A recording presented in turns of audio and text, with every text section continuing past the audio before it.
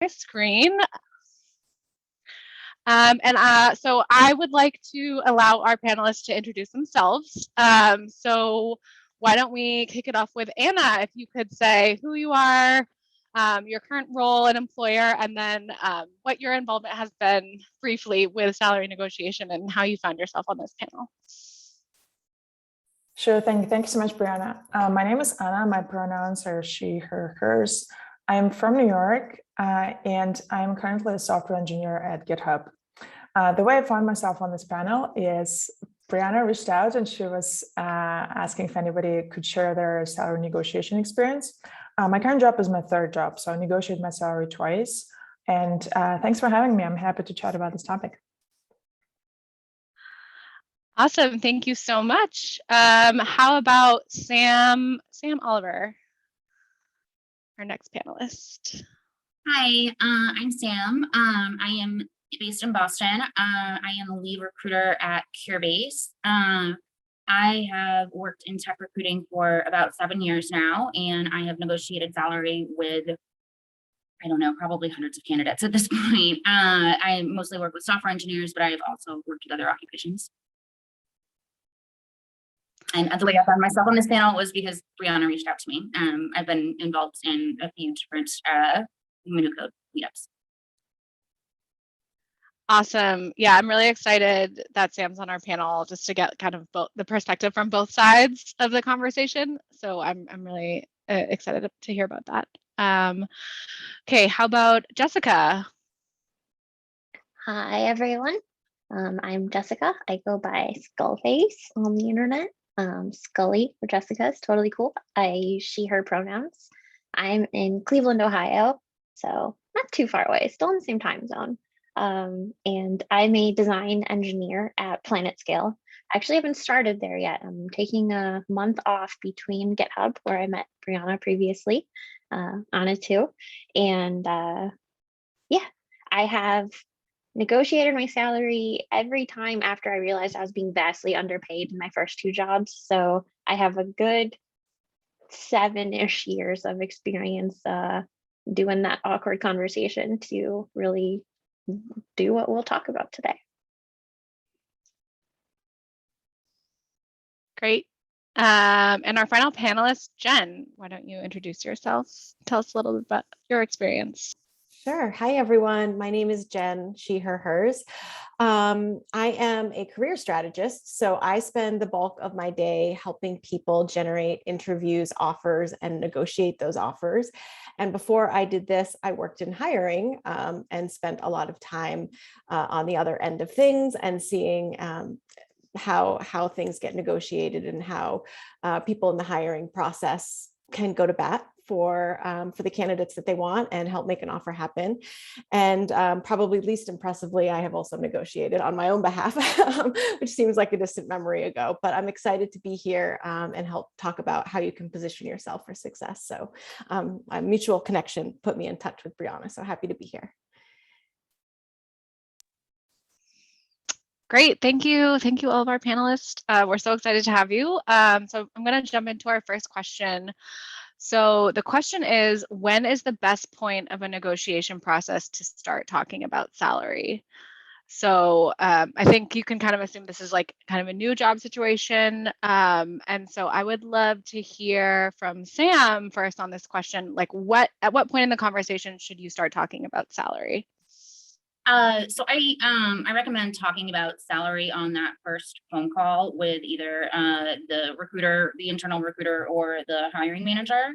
The hiring manager might refer you back to HR to ask for, a range. But it's completely kosher to ask for a salary range on that first call with the recruiter just to set expectations.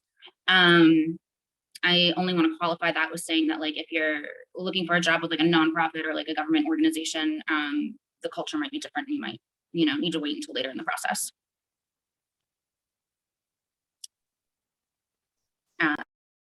Did that answer the question fully? I have more information. Yeah, I guess I'd be curious, like, why in the first conversation? Because you don't want to get to the end of the interview process and find out that they're, way under budget for what you're looking for. You want to kind of set expectations for what you want your compensation to be.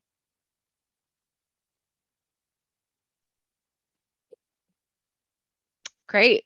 Yeah, I think that's wise. Obviously, you don't want to waste your own time or anyone else's time. So getting that number, or at least the range, early on in the process sounds like a smart idea. Yeah, it's also like, it's, you know, if you, at least in Massachusetts and California, if you ask for a salary range, they, like, by law, they have to give you one. I did not know that. So that's really good info. Cool. Any of our other panelists want to chime in on this question? I'll jump in if it's okay. I love being on panels with recruiters because you get such good insight. And I think a lot of people are afraid to talk about salary early on or feel anxious when they're asked about it early on. Like it's some kind of trick to set you up for not getting a good salary.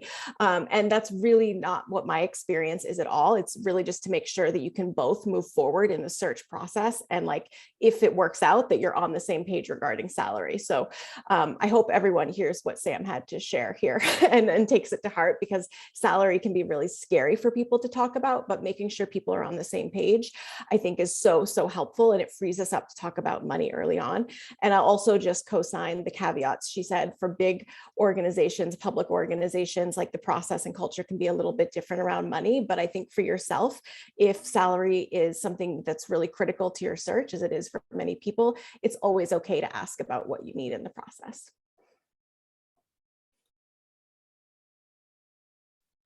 Great. And I can just chime in to mention one thing that I'm pretty sure about New York and California. It's actually illegal for employer to ask about your salary history. So many people would shy away from just even discussing numbers, thinking that that would put them in the bracket. But it's actually illegal for them to ask what you're getting paid. So that should not be a question. Yeah, I just want to follow up and say, a lot of recruiters will ask what you're targeting instead of asking about your salary history. It's, at least I think it's a myth that you lose if you provide the first number. But you should always kind of like ask for the highest number you possibly can while keeping a straight face. Okay, great. Yeah, that's actually an awesome segue into the next question I had. So the question is, when there isn't info available on the salary, like presumably in the job description, what is the range that you should give? So I think it's basically like, how do you answer the question when they turn it on you to say like, what is the number or the range that you're looking for? Jessica, Scully, thoughts on this? Yeah, I'm excited to hear more about what Sam has to say from the other side of the table, because I think my opinions can be kind of uncharitable as the individual contributor, engineer person who's trying to make the best of this negotiation process, because it's awkward and it's uncomfortable. I've always gone with that idea of you want to try to take back some of the power. If the employer doesn't offer that number, then they have more negotiating power because you don't know what to expect. But exactly like we just talked about, you all need to know to have similar expectations to be able to make sure no one's wasting their time. You're all interested in the same idea. And you can ask that question about what is the range that you have in mind by flipping the script when you are asked, like very politely and professionally. It doesn't have to be a no, you tell me first kind of situation. Like you could easily say, I want to make sure we have similar expectations. What is the range you have budgeted for this role? And that's totally cool to get the number that they have in mind for you. If you do want to give a number first, I think second, I would say to give a number, not a range. The question is, what's the range you should give? It's my experience that if you give a range, the employer will likely land on the low end and you probably want the high end. So just say the high number, just like was mentioned with the straightest face you can give. Don't make the low end an option. Just give that number. I would only add to that like if they respond with, oh, that's too high, that's out of budget, can you be flexible? I mean, your minimum should be what you're currently making plus 20%, because you always want a bump if you're going to switch.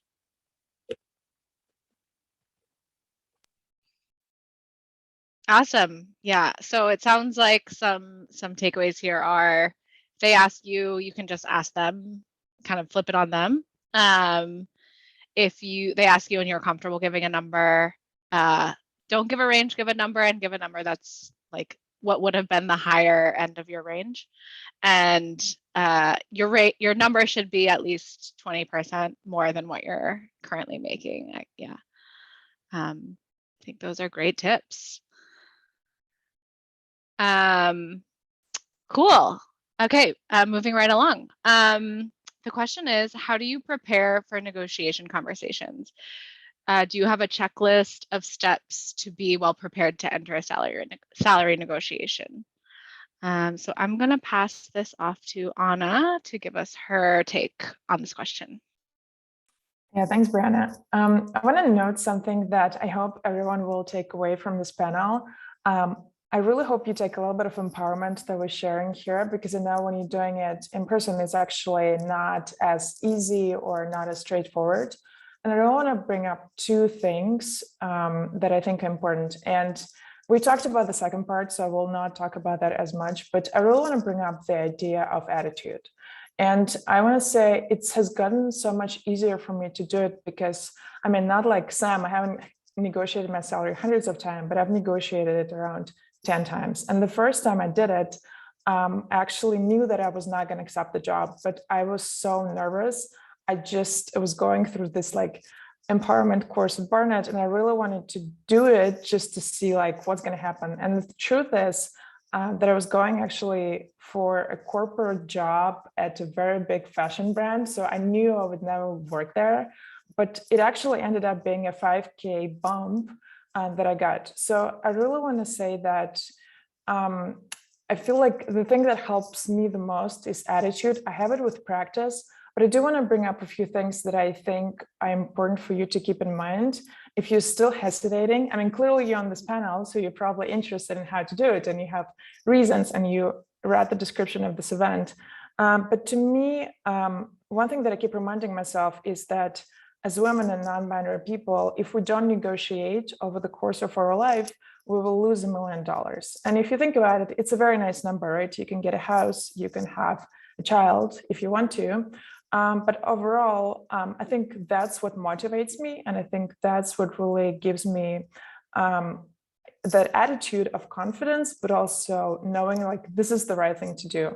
And one more thing that I really want to bring up is that very often people really think negotiating is something that somebody does who is, for example, ungrateful or spoiled, or they're being difficult, or they're being unreasonable. And I really want to bring up that we're operating in a setting of capitalism. I really want to challenge this idea of fairness, because the basis of our relationship is somewhat exploitation. And I really want to like remind you all that you should be asking for as fair as compensation for your time and skills as you can in the setting that we're operating in. And I want to say there's one more thing that I really don't want to hunt you if you don't negotiate. It's the moment when you find out somebody in your job is making more than you. It's a truly like crushing moment, because you understand that you could have done it and you didn't do it. So I think if you're in your first job, you really don't know. But if you're doing your second job, you better like really know how bad it can feel.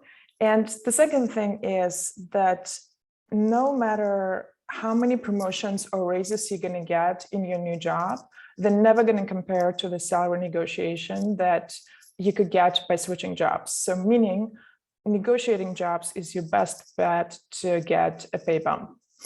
All that motivation and all that attitude, hopefully with you. What I do is just like Sam mentioned, actually what happened, I really want to say like a story that happened last year. I was interviewing a lot and I had a recruiter call with a meditation app. We have two of them that are very popular. And I asked just this very question: what is the band for my level of experience and my geography? And they did get back to me with a band. And again, you never want to ask for the lowest number. The highest number that they give you, this is the number that you want to get. And the truth is, like, that number remained the target for the rest of my negotiations that I did. I ended up clearly going to a different company. But I, again, leveraged recruiters for the range that was appropriate. And again, I will actually drop some links in Zoom chat as well for some websites where people share their salary information. So I'm sure a lot of you have heard of them, but just in case, I'll drop it in Zoom. And I think that's my preparation. Go ahead, Sam. I just wanted to point out really quickly that if you're looking at any source where salaries are reported by the employees, like Glassdoor, for instance, on average they tend to be kind of inflated, because that's what a lot of employees do, is they inflate their own salary, or they're taking into account like benefits and other things, and it's not just base salary. You want to look for sources where the employer is actually reporting it. And you can look at, you can, like Anna said, talk to third party recruiters, because they'll be more honest with you about what the market looks like. And you can also look at sources like AngelList, where the salary range needs to be listed with the job ad in order for it to show up in search results. There are some government sources as well, like the Bureau of Labor Statistics, or you can talk to like managers in the field that but I just wanted to point that out, that Glassdoor tends to be a little higher than reality. Good to know. Yeah, and I love your emphasis on having the right attitude going into the negotiation. I think that can be like the most empowering and helpful tool that you have. Someone once told me, don't think about the money that you're asking for as like they have to go and find the money. Like think about it as like there's a big pie of money, right? And someone's going to get that money. So you just want to fight for yourself to get the share that you are owed. So that helped me a lot, getting rid of the like kind of the guilt and the am I being too difficult questions that were swirling around in my head as I was negotiating in the past. Cool. Jen, yeah. How about you? What do you go into a negotiation thinking or preparing with? Yeah, I actually just wanted to jump in and say that, as we're talking about like, what can we tell ourselves to make ourselves feel better about asking for money? I can say that when we would make offers, we anticipated that they would negotiate. So the first offer was not at the top of the budget or the most that we could offer. It was representative of the fact like we thought they might come back and ask for more. And I think that's often the case, that there is room there. So I think that kind of helps normalize the negotiation process a little bit. And also, I think a question that's reasonable to ask is this the final offer, or is this the best offer? Because sometimes I ask clients that and they actually don't know. They're not clear, or like they're not sure what the next steps are. And so if someone doesn't tell me like this is the best and final offer, which sometimes happens, I mean, I have a ton of clients in the nonprofit world, so I hear it faster there than anywhere else. I assume that it's intended to be negotiated. So kind of starting from that offer as a point of negotiation and normalizing that, I think can be pretty helpful for people. Awesome. Should I just jump right into the next question, or do you want to ask it? Yeah, I'll go ahead and ask it, and Okay. Jen, we'll go back to you for this. So the question is there a way to negotiate for a raise for your current job? Is the only way to get a major raise to switch companies? Yeah, this is such a good question. And it might very well be an empirical one that I just don't have enough data to answer. But I have found that it is easier for clients to often get a new, better job offer than to get something of equal value in their current role. However, some people really want to stay in their current role. So I love Sam's benchmark of like 20% over your current salary before you make a move. But I work with a lot of people who would take a pay cut to do something that's more in alignment, or to stop being a manager and to go back to being an individual contributor. So I think it's really important to know, what is it that you value? If you want to feel valued by your current employer and you really want to focus on an internal negotiation, I like to start with a couple of things. So the first thing is like documenting the value add of what your work has offered. So how have you made things run better? What have you made more efficient? What, like, are there tangible outcomes? A lot of people cannot name metrics. Like people panic. I write resumes and talk to, like, I do this all day long and hardly anyone can give me a single metric about what they do at work. So I have to like really probe a little bit here. And so if we can't have specific metrics, I want you to think about using verbs like increased, right? Like increased efficiencies or reduced, overhead or something like that. Like if you can use those benchmarks, those can usually help you establish some value. And then a strategy I really liked and I saw very effectively used when I worked in HR is not just going for a negotiation, negotiating the salary, but actually negotiating the job title. Sometimes we start there, like documenting what your job description says you should be doing versus what you are doing and the value add, and trying to kind of couple together a negotiation with an increase in salary, with an increase in a job title change as well. And I guess one of the reasons for that, I'll just provide a little context, and maybe Sam wants to chime in, is there's usually benchmarks around internal equity, right? So like, even though there's bands in every salary range, like people are not always and are actually very rarely kind of placed at the top of those ranges, as we've discussed. And so there's usually someone internally keeping track of who is where in relation to those ranges, the data on those folks, like gender and stuff like that. And so I think moving the title can sometimes add a little bit more pressure to make sure that the pay goes with it. Oh, Sam, you're muted. Oh, I'm sorry, what?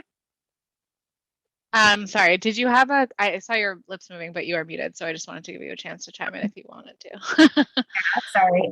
Yeah, the best way to get a salary, well, one of the best ways is to ask for, or document your performance and ask for a promotion in cycle, whether or not your review is 6 months or a year or whatever. You're unlikely to get a promotion or a raise out of cycle, outside of that time frame. I think the best way to get a raise in your current role is to produce a competing offer from another company. And it's really risky, but you're more likely to get your current employer to match that offer if they want to keep you. But they might not. And then in that case, you have to be prepared to leave. Yeah, I was going to bring that up. Like, do you think that you need to, if you're coming to your current employer with a competing offer, do you think you have to be willing to walk away from your current employer? Yeah, because there's a chance they might say, I'm sorry, that's just like not doable for us right now, and then you have to leave, Yeah, totally. Cool, Jen. I love your point about negotiating like a different role as opposed to just asking for a higher pay within the same role. Yeah, and if I could just follow up on Sam's point, what I've seen too, along the competing offer piece is like where I see competing offers make the most headway internally for people is when they're like their promotion is pending for a really long time, like when it just goes into that like black box of like bureaucracy and no one's sure when it's coming back out or will be finalized. When it gets stuck in that realm, like I have seen competing job offers be pretty effective in cutting through that bureaucracy. I think coming out of the blue or starting with a competing offer is less advantageous from what I've seen. Awesome. Yeah, the black box of promotions. Where did they go? Who is looking at them? They're coming. No, yeah, that's a great way to light a fire under certain people's. Yeah. Cool. All right. Yeah, I think we got some great insight into that question. So I'm going to move on. I actually saw something in chat about this, so I'm glad we're going to touch on it. So the question is it appropriate to ask male colleagues what their compensation package is to compare, and how would you go about doing it? Let's hear from Jessica on this. Yeah, that's not just appropriate. It is encouraged. It is constitutionally protected, like Sheena said in chat. Anna said that it's something that you should do, even if it can be uncomfortable to learn that there's a pay disparity from either side. If you realize that you might be making more than someone, that can be a sticky feeling, but not relaying that information to them isn't protecting them. It's just protecting the employer and the future of making less money in general. So yes, ask your male colleagues, and don't just ask them, but consider your own axes of privilege and do the same thing for other marginalized groups. Knowing what each other's making is the first step toward being able to create more equity and, stopping that compounding inequality. I've asked pretty much every teammate I've ever had that's been at the same level as me what they make. It is awkward. It's always awkward to some degree. I personally have always done it one-on-one, either in chat or over a Zoom call or in person, back when that was a thing I did. And I found it easiest to bring up at review cycle times, that whether that's a 6-month mark or 12-month mark, just because that's the season where those thoughts about responsibilities and titles and raises are already swirling in everyone's head. So it's just more natural to kind of bring it up. I always preface it by saying, like, it's cool if you don't want to answer because this is personal and money is a touchy subject. But I'm currently making X and my higher grant for stocks was Y. And I want to make sure we're all being paid fairly. So how much are you making right now? Something like that. It doesn't have to be a giant, apology introduction into the complicated feelings about money, just to the point. As comfortable as you are, ask. It's not gonna hurt. The worst thing they'll say is, I'm not comfortable with that, but thank you for asking. And then as much as you did before. The other approach is to make an anonymous, like, Google Doc or spreadsheet and try to circulate that around. If it's your direct teammate or someone who's at the same, level as you, I always prefer personally asking, because that's like a direct comparison I can make for my own help. But if you want to help the entire organization and that's something I'm comfortable with, that anonymous spreadsheet idea is definitely something that's possible. But yeah, I want to reiterate that if you are in the US, if you're a full-time employee, and if you're not a manager, it is your, like, protected right under the Labor Relations Act to be able to talk about this stuff with your coworkers. So you are only helping keep money out of people's pockets if you don't talk about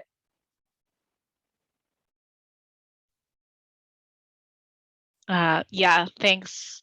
We've had some of, at my current employer, we've had that, and it's been super helpful, I think, to see and hear from others. I think there was just like a follow-up question in chat about, what about if there are different pay ranges based on, like, location-based pay? That's totally possible. Lots of companies do that. So even for someone that's in the exact same role as you, there could be pay disparity based on location. So just, like, know what your company's processes are around that, and so you're not surprised, and then take bad information to your manager or whomever during your review cycle.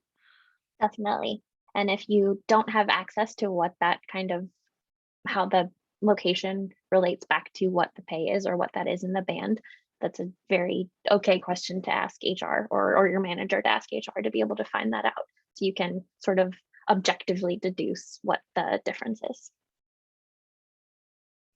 And if they don't, it's not documented, like, I wouldn't expect an employer to just, like, make this up on the spot after that you're asking about pay disparity. Like, it should be formalized in their handbook or whatever. And if it's not, then I think there's a problem there that you should raise. Awesome.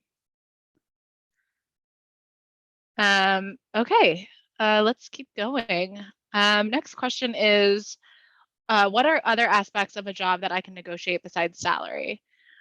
Should I go about negotiating these the same way as I negotiate a salary? So an example is, like, PTO, for example, paid time off. So how should negotiation about those happen? We're going to start with Sam on this one.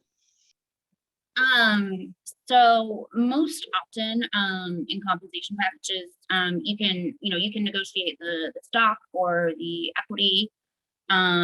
You can try to negotiate, if there's a bonus, like if you get a 10% bonus, you can try to negotiate a couple percentage points on that.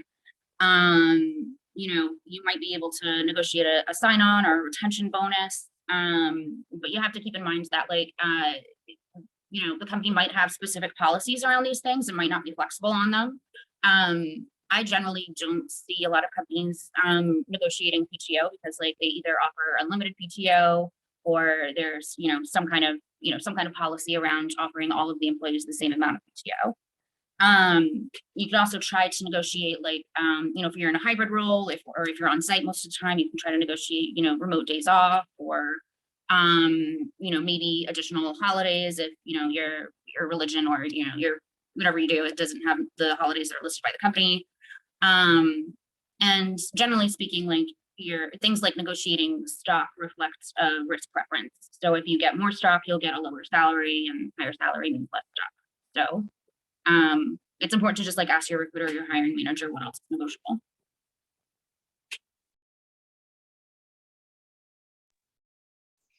Awesome. So yeah, asking what else is negotiable, and then sounds like there's at least some options out there beyond just base salary. Yeah, Brandon, just want to make a tiny point.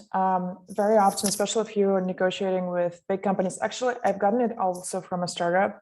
And if you're really looking for them to match a specific number, they usually have a budget for sign-on bonuses for you. So keep that in mind. So there are several components and sign-on bonus can sometimes honestly be just like handed out because you ask for that number on top of your band.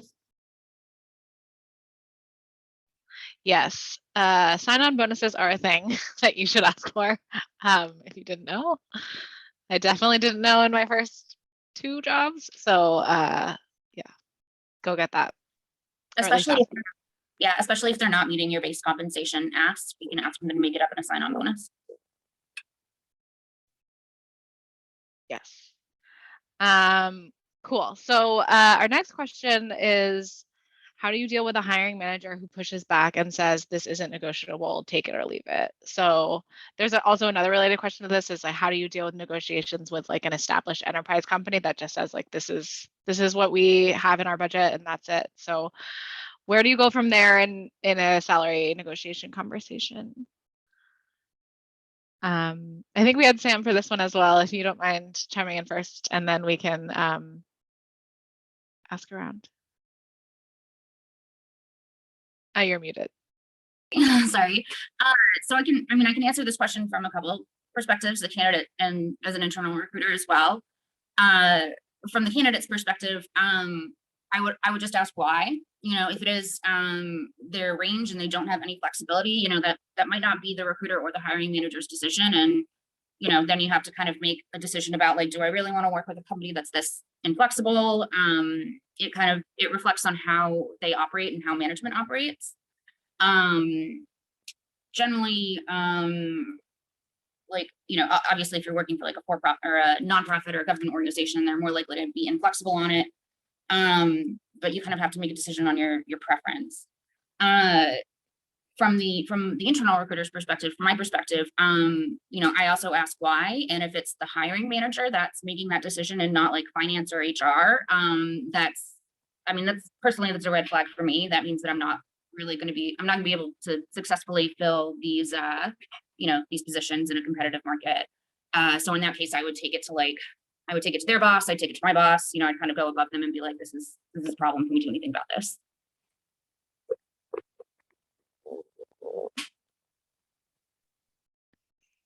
That was Great. useful. Yeah, no, that was super helpful. I think does anyone else have any thoughts? I think this is a tough one, at least in my experience. It's been like I think going into a conversation and just hearing like that we're not going to be able to give you what you want, like how do you handle that after you hear that? What are the things to think about? Maybe even before you get an answer to that question, like, what are the things that go through your mind and how do you make a decision based on that information? I think it's also important to distinguish between like, I'm sorry, that's beyond our max, and no, I'm not going to negotiate. Those are 2 different answers.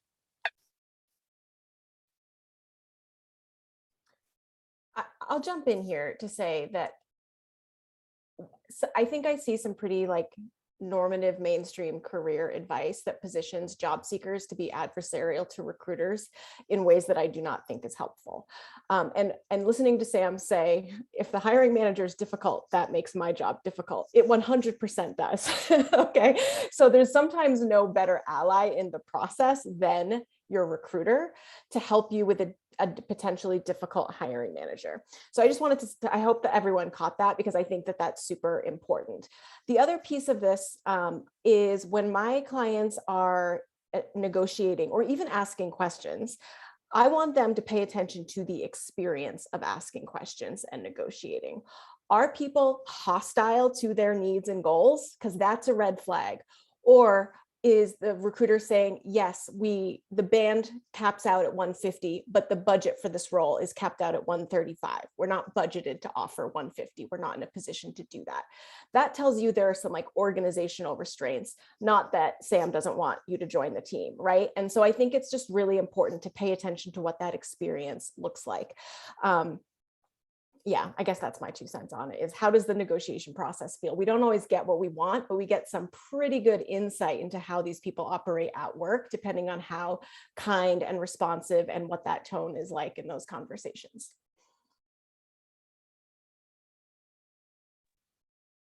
I love that. Yeah, I think it's important to, like you said, like pay attention to like how the whole entire negotiation is going, and like, you know, where the bottleneck actually is. So yeah, great. Let's keep going. So I think this next question is related a little bit to the idea of staying at a role that, you know, staying at an employer that you're currently at. How do you get the most out of that job? So how do you approach the topic of getting a promotion with your supervisor? And potentially a salary bump. Who would like, maybe Anna, we haven't heard from you in a bit. Have you ever had to have this conversation? And if so, how did it go? No, actually, I'm not a good person to answer this question. I do want to make 2 remarks later on, so maybe someone else has more experience with this. Yeah, I'm happy to chime in. The first and best thing to do is say that that's what you want, that you feel like you're ready to have to get that promotion, or that you're ready to work toward it. If you don't say so, your supervisor may not assume that's what you want. Some levels and some people are very happy where they are in their career. Some levels at some companies are seen as like forever levels where you can just kind of be there, and that's where you are for your career. You don't need to move into management or whatever the case is. So express the interest first of all, so that whatever the documented process is in a mature organization can start to happen. So you can come up with your all your requirements for your packet for the review cycle. And if you're at a company where that is not as mature of a process, then that conversation can start. So the person who will make that final call, who is your supervisor, can know that that's what you want. Whether that happens or not is an entirely other story, but don't be afraid to say that that's what you are ready for, because if you don't, it'll never happen. You can't expect a promotion to be handed to you. Yeah, I think that's really good advice. Don't assume that your manager is just gonna come to you one day and say, all right, this promotion's gonna happen now. You have to, it's a conversation at least to have, to talk about, even if they don't feel like you're ready or you need to do more work. At least if you put it out there that you want that promotion, then you can work together on what you need to do to make it happen. So yeah, I think that's really great advice. And then I think in terms of the money angle of that, I think that's also should be part of the conversation, maybe as you get closer to it actually becoming a reality. But there's no reason you should go in blind to a promotion in terms of what the salary adjustment would be. I would argue that it's maybe only a promotion if it comes with a salary bump. And if it doesn't, but you are doing that extra work, make sure you're capturing it and using it on your resume and on LinkedIn so that you can use it to position yourself for other opportunities and either move on or get that counteroffer. Yeah, totally. One thing I would call out too in terms of promotions, I think going from the IC track to the management track sometimes isn't a promotion. And so like if you have it in your head that, okay, if I move into management, it's actually a promotion. That's actually not the case at a lot of companies. So just if you're an IC moving into management, it doesn't necessarily mean that you're going to get a promotion and get a salary bump. Generally speaking, they can be like separate tracks. It depends on your company, but I think that's becoming more common today. And I wanted to circle back to you. It sounds like you had some other comments to add, so I'd love to hear Yeah, those. Bryana, I'll keep it very short. I want to say two things that I think people are very shy, or they like, it's still a deterrence for people to not to negotiate. And one of them is, how do I negotiate if I don't have a competing offer? And my strategy for that is, it happened to me multiple times, by the way. It's just so happens that in our industry, especially if you're working, you cannot interview with many places at the same time. I quit jobs and I just interviewed full time because I can't do it. And I was fortunate because I'm privileged, I could afford to do it. But if the timing isn't working out, the best thing you can do is to say that you have those interviews in pipeline, and those interviews are potential offers. So by you taking this offer, or accepting this offer, if you actually feel confident and you feel good about this decision, your sunk cost or your potential opportunities are at that price. So this is how you approach negotiation when you don't have a competing offer. And the second thing, I really want to emphasize something that John brought up, and actually it hit me halfway through my first season of looking for a job. Your recruiters are actually your best friends. And one thing I really want to emphasize, when we discuss these numbers, right, when we discuss these ranges, I really would recommend that you aim for it and you ask only once. Meaning you don't say like, hey, you know what, I actually think I want 150. And they say like, okay, great, here's 150. And then you're like, you know what, I actually changed my mind. I kind of want 180. Please try to avoid to do this. I think it really will just like have some empathy for them. They like, I don't even want to imagine what their lives are like. Just ask them for 180 straight, because very often they will have to go out to get a permission, to get a budget. I don't want to know like what the term is, but like somehow they have to find a way to like, okay, that offer for you. Just help them and make them just do that trip only once. That's it.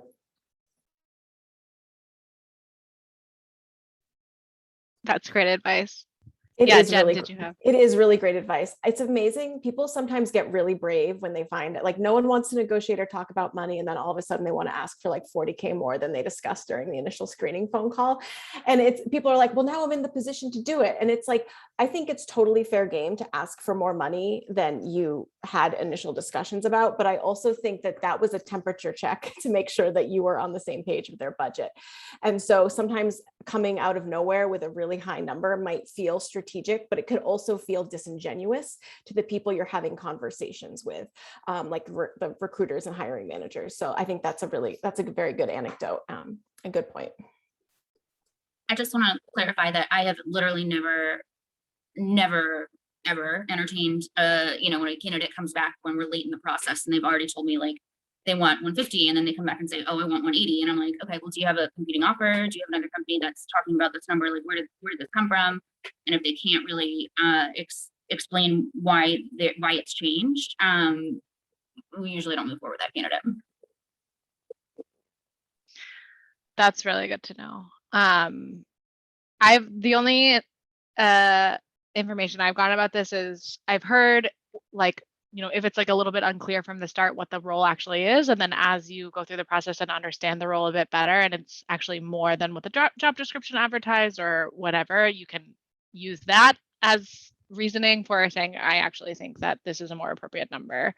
But I would say tread really cautiously about that, and probably better just to have a bigger number from the start. Can I just jump in again, not to get into the weeds here, but sometimes where it's helpful to provide a rationale is if you're looking at the total compensation for the position. So if you do have a competing offer, or for example, you are looking at the retirement benefits or the healthcare benefits, like that's cash. And so sometimes it can be tens of thousands of dollars worth of cash. So that might be a case where you can say like, actually, you know, this is like I'm breaking even if I make this move based on the offer because the health insurance costs are so high. So that's something that clients have spoken like specifically to if they need to make like a much higher pitch, is to like have a reason, right? Like provide that reason, like Sam was saying, like I have a competing offer for 20 grand more. The healthcare insurance here is less comprehensive than what I'm used to. People can be very flexible when it's the right candidate with a good case, but people don't like to feel like they've been misled, understandably, because we wouldn't like that if the flip side were happening. So just throwing that in there is like, it's amazing to me how many people we're a house full of HR professionals, so no one in this house accepts offers without looking at the total compensation. And it's amazing how many people say yes without sort of having a lot of those details. And it's cash, it's money. Yeah, I just want to say, make sure your reason is legit, like, the health insurance or, increased responsibilities after you do the interview. And once that candidate that did this to me and asked for like 70K more than he initially said. And when I asked him what happened, he said he wanted to prove his haters wrong. Which Oof. I hope you didn't. Well, that's rough.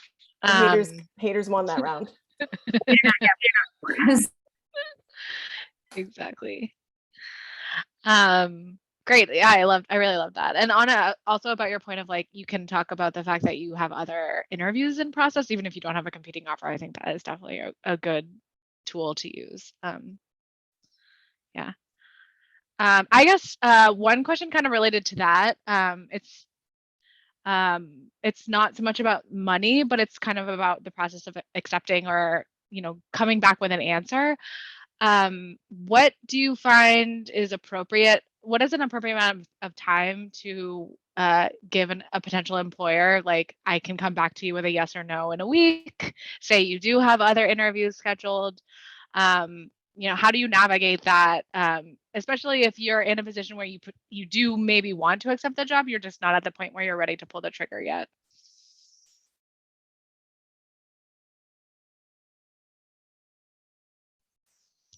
Anyone have any experience with this? I mean, I can jump in a little bit. I think it's hard to give a simple answer to this because I think it really depends on where the role, like how urgent the role needs to be filled. So there are some places that can make a business case for moving a position and filling it very, very quickly. And there's others that get filled a lot less quickly. So if there's a real urgent business case to fill the role, like there may be a sense of urgency from the hiring stakeholders to have you move forward. That said, I think, a week is a pretty reasonable time for people to do their due diligence, to ask for what they need to ask for, have additional conversations if they need them, negotiate if they need to. That's pretty standard in my world and what I see, but it can vary. Sometimes people are hiring for roles that start months down the line. Sometimes there's large teams and large people just being hired all the time, and there isn't a sense of urgency. And sometimes there is, and it's not personal or intended to be pressure on the candidate. It's just, an urgent position needs to be filled. Yeah, I typically give candidates 3 business days to respond. If you do have other interviews, I will, extend it to a week or longer. But if I have other candidates in process that also want the position, like I'll be upfront and say, like, I need you to make a decision quickly on this. And if you don't want the position, like I'm going to offer it to somebody else, and those other candidates might also be interviewing or have other offers on the table. Okay, cool. That's good to know. I'll just share. Yeah, just like actually, Sam, sorry, this is going to go against your thing, but again, right, like we're partners in this. I ask for 2 weeks. I usually don't get it. I'll get a week. And usually during the week, I really actually want to bring it up. You're going to have to really be a little strategic. Also, this is maybe since it's being recorded, this is a great blog to say that I got a C in game theory, which is where you like really learn about strategies. And this is me like truly reclaiming my time. You really have to make sure that during that week, you schedule a call to negotiate your salary, right? So like please don't make it like on the last day when you actually, when that's like the last day for you to accept the offer. Schedule it a little bit, a few days before, so the recruiter can go and find out if they can actually give you a high number. And then by your final date, you hopefully have an offer that you want to sign. Hopefully, I mean, hopefully when they give you a deadline to respond by, like they've issued a verbal offer, and that includes like your title, start date, and your compensation package. If you want to come back and say and give a higher number, they haven't issued the written offer yet, so like you do have that flexibility. Does it make sense? It's usually the written offer where they're like, you need to sign this within 48 hours or 72 hours or whatever. Got it. Great. Okay, so I think we have time for one more. This was actually a question that we got in chat a couple of times, so I am going to ask it. So what if you are switching careers and you know that they plan to lowball you due to you being new to the field? So I think this is really interesting. Like maybe you're, industry switching, or you're switching roles a little bit. And so it's not exactly, you're going into just like the next level of the role that you've been at. How do you negotiate in that instance? And how do you make sure that you're getting, not starting from scratch, I would say, in terms of that role? I think an entry level role is an entry level role. So even if you are new to it, anyone else who would be at an entry level position would be new to it too. So whatever that associate or mid-level or junior level, whatever the actual level for that job opening is, whatever salary data you can find is what you should be going after for your local market, for the market of where it's headquartered, for national average. All those links we shared in chat and stuff we talked about today, I think still applies.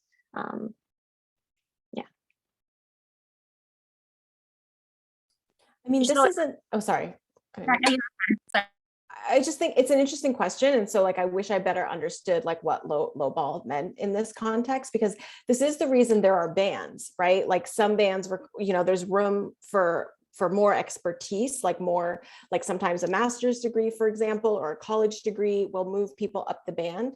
I don't assume that because people are making a transition, they lose value. But if you're moving from one field or one function into another that typically pays less, you're not necessarily being lowballed so much as you're being paid the market rate for that industry or that function. And it could just be lower. I see people making those kinds of choices every day. And if you do have less experience, then like I generally do expect that to be reflected in the pay. I mean, that's what the bands are generally for, but I don't know if Sam has a different take on that.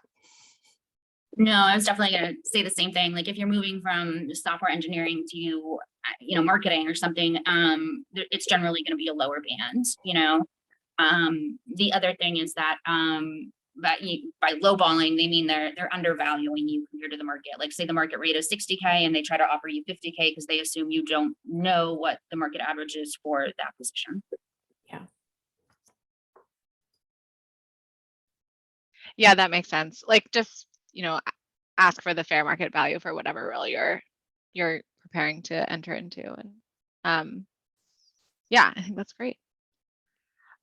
So we are at time. I do want to make sure that we end close to the end of the time that we had allotted, because I know everyone has Zoom fatigue and that is real. So I just want to say thank you so much to our amazing panelists.